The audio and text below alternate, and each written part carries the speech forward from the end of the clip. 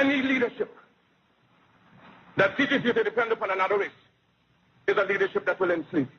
Any leadership that teaches you to depend upon another race is a leadership that will enslave you. They gave leadership to our foreparents, and that leadership made them slaves.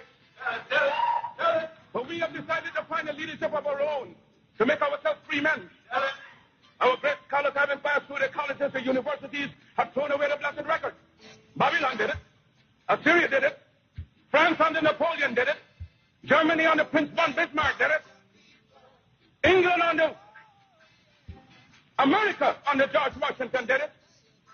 Africa with 400 million black people can do it. If you cannot do it, if you are not prepared to do it, then you will die.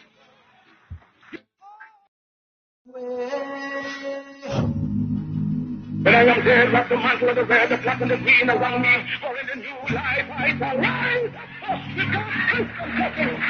And leave the millions of the heights in the fire, but you will know.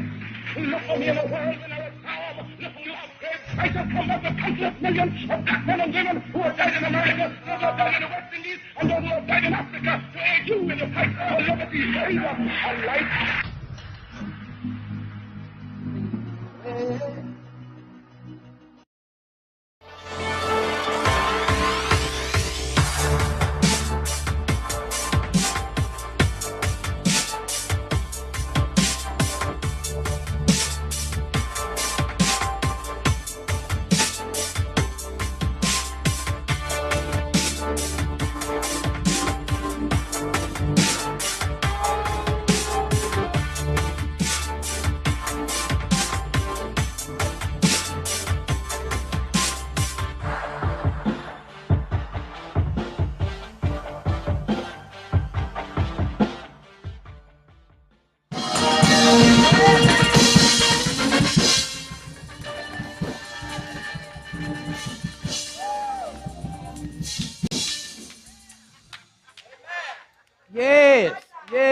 Yes. The Lord is blessing me right now. Yes. The Lord is blessing me right now. Understand them words in this moment. This is August. We would not be able to be here if it wasn't for Marcus Mosiah Garvey and how he influenced Jeramogi Benjamin. The Lord is blessing me right now to be able to stand right here in this pulpit, bringing thus saith the Lord. Yes. I bear witness to the presence and power of God that is in this place. I bear witness to the gathering of our ancestors that have come here to share wisdom, protection, and guidance on our journey towards the liberation of black people. I bear witness to this messianic, transformative practices in this community that is geared to lead a seeker to the experience of God. Yes, the Lord is blessing me right now. This is a sacred month for us. And for me, the month of August is just as powerful as our anniversary month here to come, because it connects who we are as a people. Because here at the Shrines of the Black Madonna, we are the fulfillment of the vision of Pan-Africanism. Here we stand under the banner of the red, the black, and the green. Here we say there is nothing more sacred than the liberation of black people. Here we know when I say, what time is it? It's always nation time. So in the honor of Marcus Mosiah Garvey, repeat after me. One God, one aim, one destiny. Again, one God, one aim, one destiny. Yes. Now, we always talk about the man's mission. We talk about the man's achievements. We talk about the influence of Marcus Garvey. But today, we're going to talk about the spiritual enlightenment of a man born one generation removed from slavery.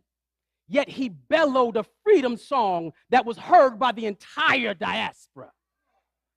We're going to talk about the spiritual awareness of a man who was educated no far past middle school, yet he created the UNIA, the United Negro Improvement Association, the largest black organization since the abolishment of slavery. We're going to talk about the spiritual awareness of a man who was born in the poverty of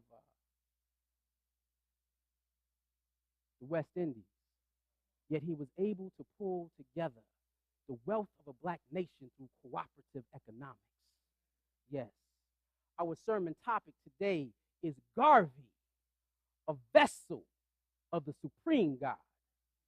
Garvey, a vessel of the supreme God. Can we say one God? Yes, God of the vision that came from Marcus Garvey.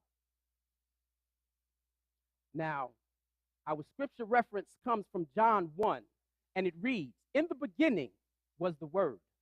The Word was God, and the Word was with God." Let me do that again. In the beginning was the Word, and the Word was with God, and the Word was God. Now, it was in the Gospel of John, and that Gospel is unlike any other, the other three Gospels. There were 4 accounts of Jesus. 3 of them gave the earthly beginnings of Jesus. But John said, I can't explain who the being of Jesus was without taking it back to his source code. Now, when you look at the source code, he said, again, in the beginning there was Word. The Word was with God, and Word was God. That's how he started the beginning of Jesus' journey. So I said, well, the power of Marcus Garvey deserves the same right to take it back to the creation story. However, my favorite creation story comes from Genesis 1:26-27. And it reads, "And God said, let us make man in our own likeness, and let them have dominion over the fish of the sea, the fowl of the air, over the cattle, and over all the earth, and over every creeping thing that crawls upon earth." So God created him in his own image. And in the image of God, he created him male and female. He created them. Now, the reason why I like this particular creation story instead of the 2 that is out there is because he created male and female. And in African cosmology, they always say God created man and woman simultaneously, not one coming from the other. Why? Because in that understanding, it will say that, well, God did not know that man was going to need some company. And that doesn't make sense to me. And then it also says that man and woman share the spiritual relationship and responsibility from God equally. And so that's why that's my particular favorite. Now it says, let us make man in our own image. This was divine consciousness speaking to fragments of its own divine consciousness. How do we know this? In the book of Jeremiah 1:5. It reads, "Before I formed you in the womb, I knew you. And before thy cometh from the womb, I sanctified."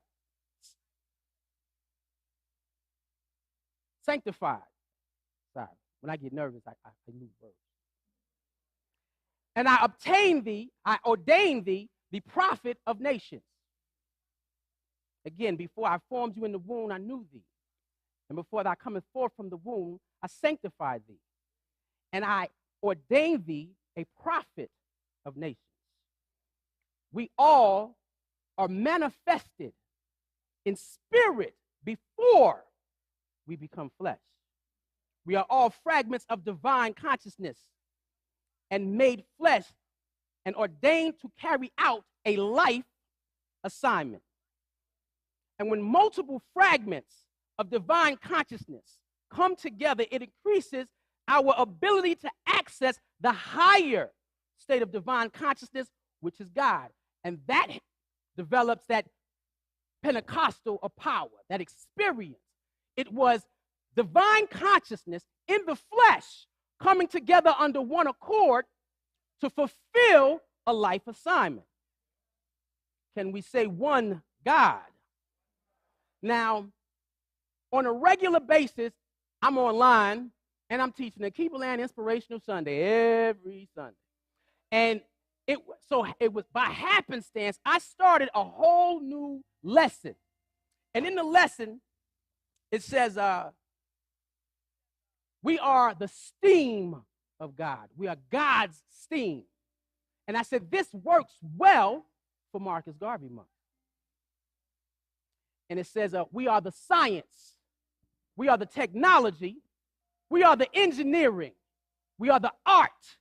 We are the mathematics of God. We are the science of God. Taking it back to the beginning, the source code.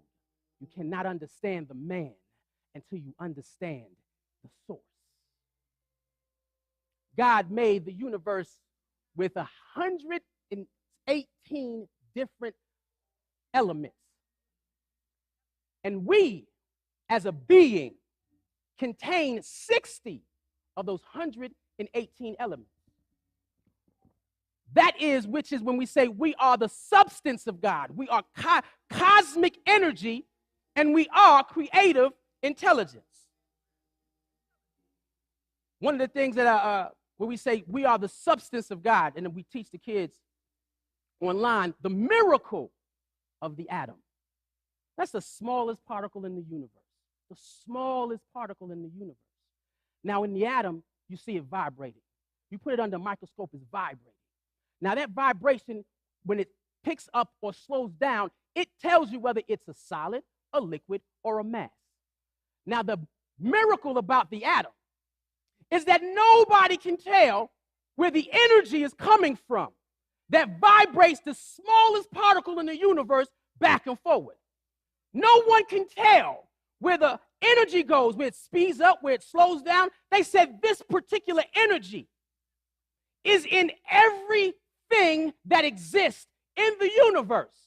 You cannot find anything that is removed from this energy that moves the smallest particle of mass back and forward. We are God's science. We are God's technology, a vessel made to house divine consciousness. In the church, we say we are energy beings. Now, being energy beings, we have 7 chakra points, energy points through our body. From the root to the sacral, the root is your basic chakra. If your basic chakra in terms of your energy field is not turned on, you do not feel safe. The sacral chakra is for sexuality and creativity. If that's not on, you're not creative. You have a block there. If it's turned on, you can say, I am creative. If your root chakra is turned on, you can say, I am safe. The one above it says, it's your solar plex, which is the area for your wisdom and your power. Here, you say, I am strong. That energy flows up. The heart says, it's the healing and love area. I am loved. The throat chakra is for communication. It says, I am expressive. The third eye is the awareness. It's you're connected to your culture, your heritage, your people. I am connected. When that energy rises up, it reaches your crown. You can say, I am divine. We are now getting to know who we are via our source code. We are God's engineering, those organically designed instruments that keep the God body. We see our body, the first thing that we don't think that this is God's dwelling. not your own. It doesn't belong to anyone else. When I'm dealing with the children, when you want to get someone to function from their best self, you have to connect them back to their source. So the organs, the blood system, the cells, and blood is special. And there's a whole sermon on blood when I'm putting together. Blood it holds memory. Now, if you ever have a blood transfusion, somebody takes something out you and you put it on them, they say sometimes people have thoughts from which they came. We are God's engineering. Now, my favorite out of this, when I'm looking at myself from my source code, is my pineal gland, my melanin, and African DNA. Now, in dealing with the African DNA has two levels. It holds information. So you sit down and you come into this world and you're trying to figure out why you got something or know something, can do something that no one has ever taught you. It is information that is stored inside you. When you want to know how special you are, you go back to your source code, because God said we can take you back 250,000 years. Everybody else can't do that. We're going back to understand our source code. Blood, then the DNA also has an unraveling information that comes out. Unraveling information. And they can't tell you where this unraveling comes from. Meaning, if I take a piece of hair and pull it from my chin, the code begins to change to say, grow back. If you are sitting down, losing weight, or you changing things, there's a code that changes according to your behavior. It's not automatically set. It changes from second to second, day to day, minute to minute, hour to hour, year to year. You cannot stop this source code from unraveling. You got to know how special you are in the Creator. So if you begin to describe anybody, you got to first start from where they begin. We are God's art. Our black is beautiful. That's our culture, our heritage, and our tradition. Our black is beautiful. Now, if you have 2,400 tribes in Africa, you have 2,400 ways for somebody to express themselves in God. A people will change. Their life is developed around how they feel they are connected to God. Why? Because no one people, no one culture can give a full definition of who God is. That's why we have differences. However, in our culture, in our heritage, it's what tells us we came first. Our black is beautiful. That's also that black love. That black love, I was speaking to Colonji in Texas yesterday, and they had a conversation about what is the best way for male and female interactions and connections. He said, man, brother, and we were calling and we were writing down questions of what he could talk about inside this particular conference he had. He said the house was packed. He said, man, 80 people showed up out of nowhere, fresh, not even members, not used to coming to the church, but they wanted to talk about God's art, which is our black love, which is rooted in a state of communalism. That is our source. We are God's mathematics, completely made in perfect mathematical symmetry. Our vibrations, every chakra vibrates at a different frequency. Every organ vibrates at a different frequency. You can tell. I walked in here, I'm going to tell him myself, Bishop Jabari. I walked up in here this morning, and he looked at me and he said, brother, your blood pressure high. And he was not telling the truth. He wasn't lying. He was telling the truth. And so he asked me, how you doing? I was like, man, brother, I was up last 2 days trying to write this sermon. I wasn't getting no sleep. I ain't been to sleep yet. I'm going to sleep after. But I looked at him and I said, how you know? He said, brother, we're energy beings, and I could feel you when you walked in the room. We are God's mathematics. In the beginning, there was the Word. The Word was with God, and the Word was God. And he said, let us make man. We are expressions of one God, just one God. Now, the phrase, know thyself, comes from an old Egypt precept, we can say Kemet. And it sits on the temple of Luxor. The term was appropriated by the Greeks. So when you start hearing, know thyself, they stole that too. The whole world was influenced by African civilization. But now in the book, in Marcus Garvey's book, Opinion and Philosophies of Marcus Garvey, I'm about to get to it. He states, for man to know himself is for him to feel that there is no human master. There is nobody above you but God. So whoever you choose to answer to, make sure it's only God. Now, when you're in an organization, that is not the person that rules over you. That is the person that walks with you.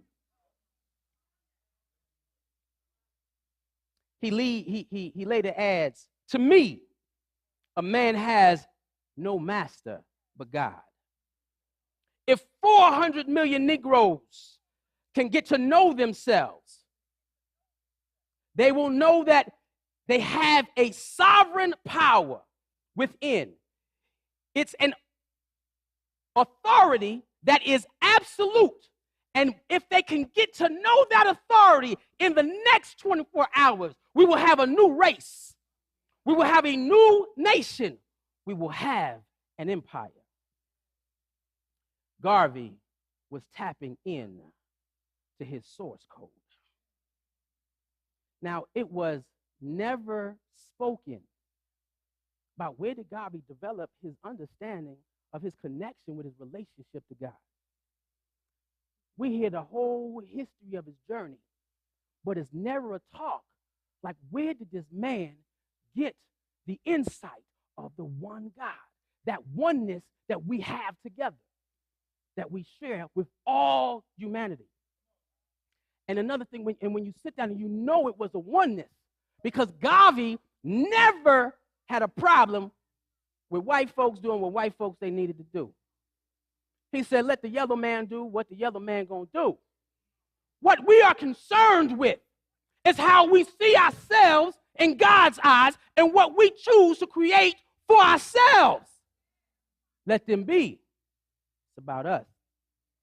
But I say his first, when he started down the journey of understanding who God was, it comes from his mother.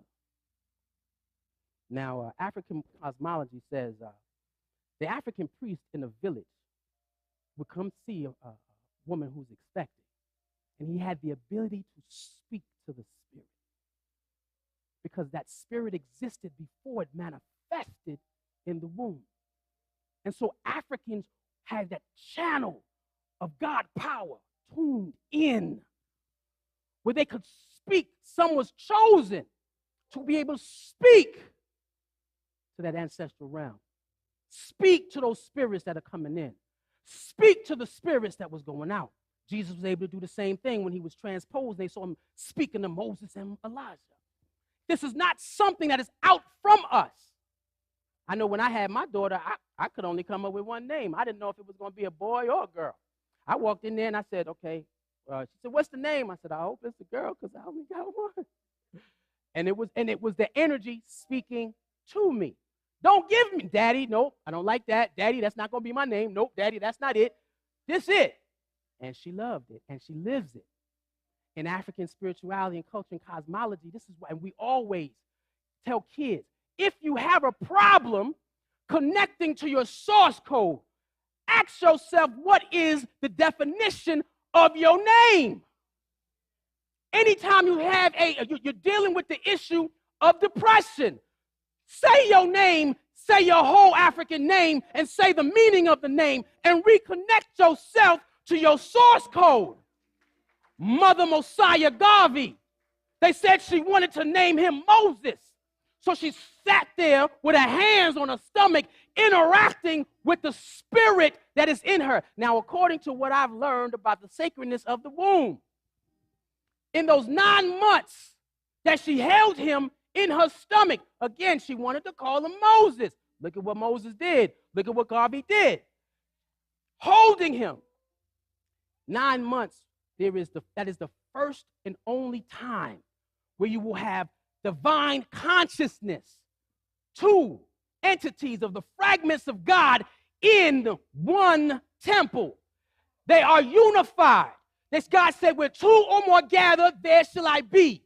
So when a woman is expecting, all she has to do is connect with that which she carries. She becomes the most powerful thing walking on the face of this planet. And if she chooses to pray, talk, and tarry with her child will come out and be what they discussed. That's a connection.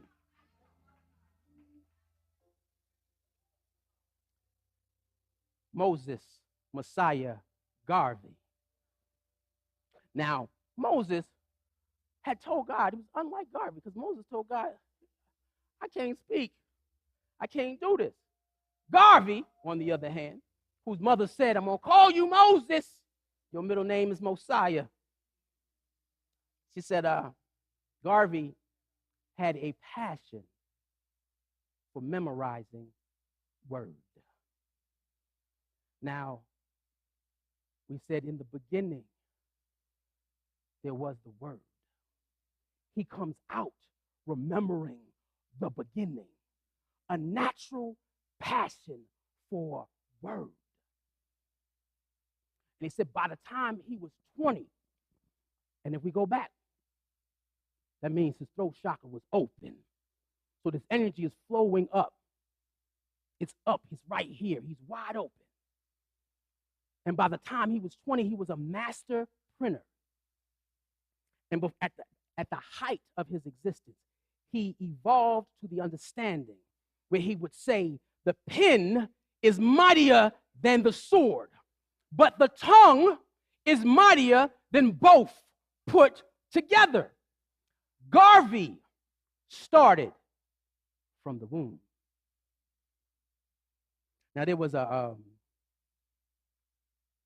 sermon that Bishop Mwenda did that always sticks with me, and it's what governs me. And he said, you can tell a man or a woman, let me stop that, let me throw the sisters out first. You can tell a woman who is called by God and who is a pure vessel of God when she automatically knows what she needs to do, and no one needs to tell her anything about it. Now, when you're dealing with her, you want to know who he was. Let's go back to his source.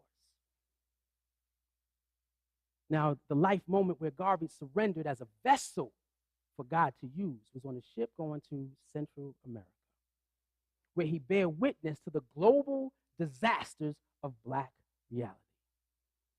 And in his words, he said, where is the Black man's government? Where is his king and his kingdom? Where is his president? Where is his ambassadors? Where his country? Where is his men of big affairs? He said, I could not see them. Then he declares, I will help make them. He said his head was on fire. Now, when you talk about my head was on fire, the chakras, the energy straight up, coming straight down. He had full sense of consciousness of who he was in God. His I ams. Now, I am is the 2 most strongest words in the dictionary because it's how you speak word, how you get your word to manifest in life. I am safe. I am creative. I am strong. I am loved. I am expressive. I am connected. Now I am divine. And so Garvey set out to build something that no one saw, which is Black nation. Garvey understood he was the manifestation of infinite divine consciousness. You see that when he says, if I die in Atlanta, my work shall only begin. If I die, my work shall only begin. I'm just getting started. I came here with an assignment. I'm going to pass or fail. I'm going to live my assignment. I'm going to do my assignment. I'm going to produce what I can produce with my time here. And I know that there is nothing more sacred than the liberation of Black people. So when I cross over, I guarantee you I will not rest in peace. We say here, we will rest in power.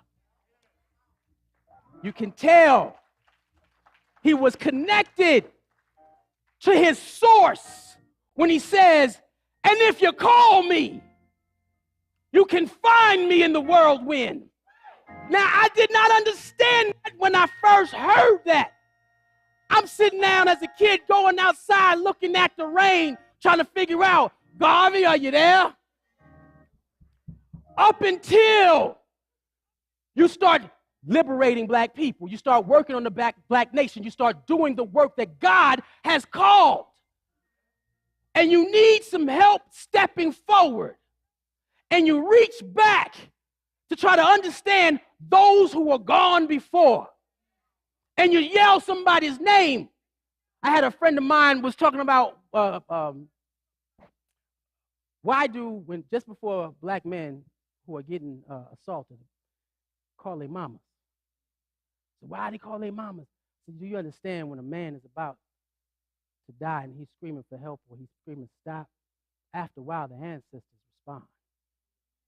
Sometimes it's mama that show up. She sometimes say, baby, it's your time. He calls her name because he sees her. He calls her name because they're there. That's a connection. So when Garvey said, you're going to find me in the whirlwind. Because if we are connected to our source,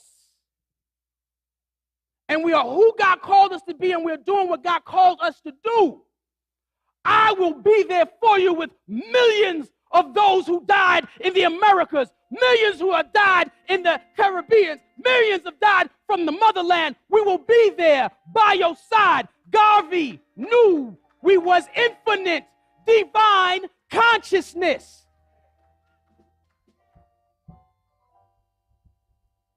So none of our ancestors rest in peace.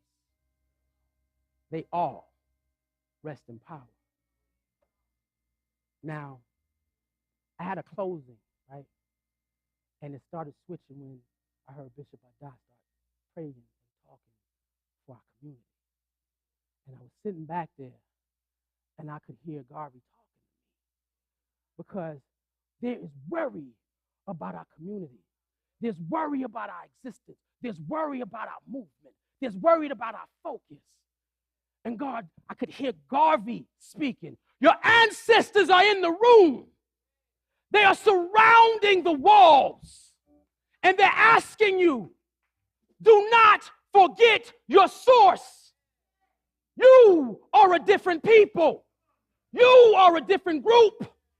You did not come up in this 68 years of Christian service, building on the red, the black, and the green, becoming the definition of Pan-Africanism, to watch it fade.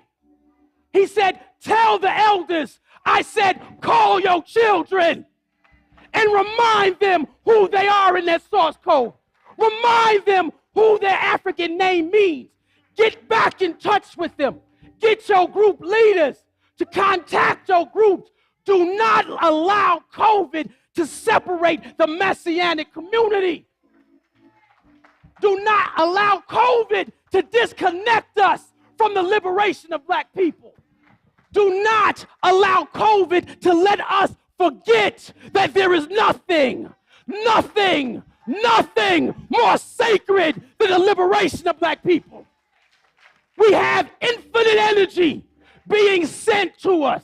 Those who are here, reach out and grab more, because our time is not done. They say, rest in power when you leave. We're going to live in power now and do the job. Do not allow relationships to keep you from what God called you to do. Do not allow the reasons why I don't like this one. I don't like the way they doing it. I don't like the way they doing it. This, I don't agree with this. However, do you agree with the liberation of black people? If that's the case, sit down, talk to each other, work it out, because BCN is the answer.